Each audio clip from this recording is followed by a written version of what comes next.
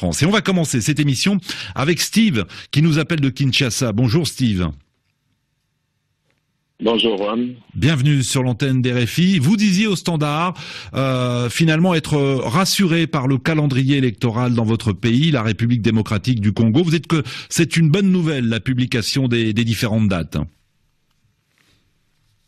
Rassuré, c'est peut-être pas les mots, mais c'est en effet une bonne nouvelle que finalement la CENI ait publié un calendrier global comme l'a demandé la société civile et l'opposition congolaise.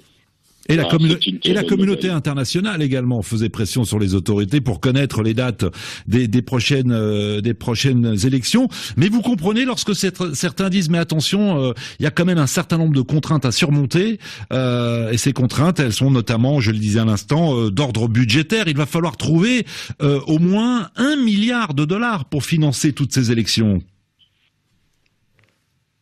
C'est vrai que les contraintes sont énormes, elles ne sont pas seulement que d'ordre budgétaire, mais pour aborder sur ce point-là, en effet, $1,1 milliard, je ne sais pas où est-ce que la CENI va le trouver dans les 20 mois qui restent. Ça, c'est la première contrainte. Et la deuxième contrainte, vous avez parlé tout à l'heure dans l'introduction, est-ce que cela nous rassure, nous garantit que les élections seront apaisées? Certainement pas. Quand on regarde le nombre de scrutins qui doivent être organisés dans les 20 mois, au-delà seulement des contraintes budgétaires, il y a les contraintes organisationnelles. La CENI n'a pas le moyen ni la logistique qu'il faut pour organiser tous les scrutins en 20 mois. C'est impossible. Donc je pense que la seule façon d'apaiser les gens, c'est de dire, OK, les contraintes techniques, les contraintes financières, les contraintes logistiques sont tellement énormes qu'on ne saura pas organiser ces élections, tous les scrutins dans les 20 mois. Maintenant, quels sont les scrutins prioritaires? Et que la classe politique, les leaders sociaux, les leaders politiques se mettent autour d'une table pour essayer de trouver un consensus sur les scrutins les plus importants. Je crois que c'est dans ce cadre-là qu'on résoudrait la question de l'apaisement. Donc il va falloir, selon vous, faire un choix.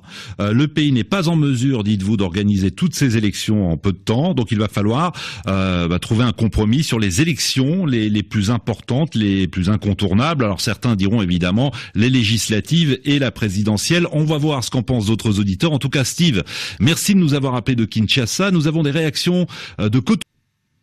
Ah, bonjour, Juan. Alors, pour vous, la publication du calendrier électoral est une bonne chose, et vous dites même que c'est un signe de bonne volonté de la part du président de la République.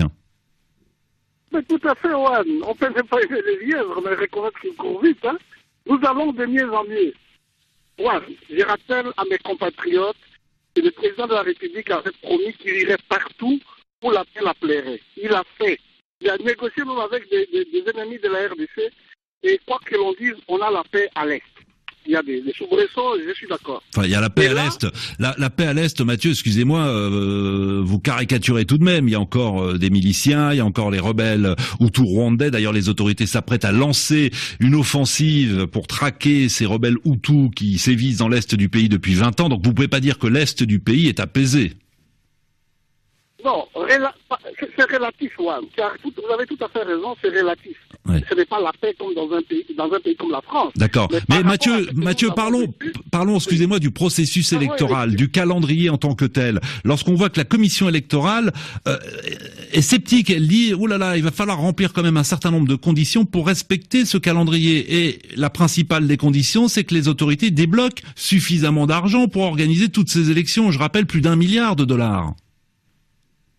Ouais, je suis tout à fait d'accord. Je suis Steve, mon compatriote qui a quelque chose comme moi.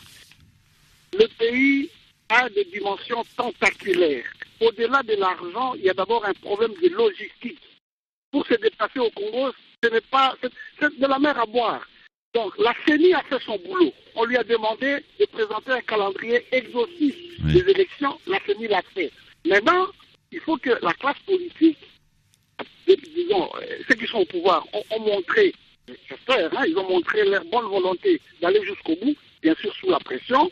Maintenant, il faut que toute la classe politique se rassemble pour dire quelles sont les élections les plus importantes. Ouais. Donc vous rejoignez Steve, un premier auditeur qui disait voilà, on n'a pas les moyens d'organiser autant d'élections, 7 en moins de 2 ans finalement.